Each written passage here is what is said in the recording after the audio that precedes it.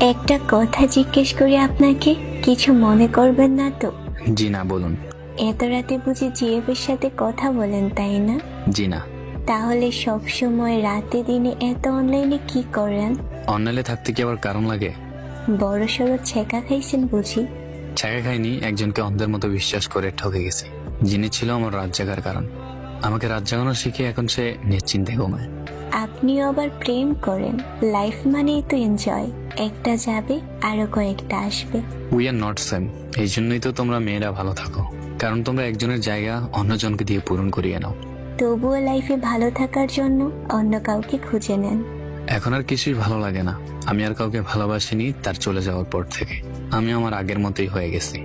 আমি ভালোবাসা প্রকাশ করে দেখেছি, কেউ আমার ভালোবাসার মূল্য দেয়নি। আমি অভিমান করে দেখেছি, কেউ আমায় অভিমান ভাঙাতে আসেনি। আমি কান্না করে দেখেছি, কেউ আমার কান্নায় সান্ত্বনার বাণী শোনায়নি। আমি হারিয়ে গিয়েও দেখেছি, কেউ আমায় খুঁজতে আসেনি। আমি বুঝেছি, আমি দেখেছি, আমি শিখেছি, নিজেকে নিজের ভালো থাকার কারণ হতে হবে, নিজেই নিজের হাসির কারণ হতে হবে।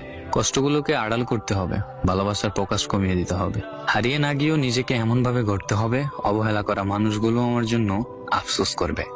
এই নিষ্ঠুরতম পৃথিবীতে নিজেকে কঠিনভাবে করতে হবে। কই, আপনি তো সেই একজনের মায়ায় আবদ্ধ হয়ে আছেন। হ্যাঁ, আস্তে আস্তে কাটিয়ে উঠবো। আমাকে আপনার সঙ্গে নেবেন? আপনার অগোছালো জীবনটা গুছিয়ে দিব। প্রয়োজন নেই, আমার অগোছালো জীবন আমিই গুছিয়ে নিব। পারবেন? চেষ্টা করে যাব। হ্যাঁ, বরং তাই ভালো হবে।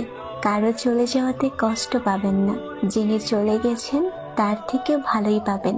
দেখেন, ভালো লাগতো না যদি সে বুঝতো, তবে তাকেই আমার লাগতো। আমার তাকেই প্রয়োজন।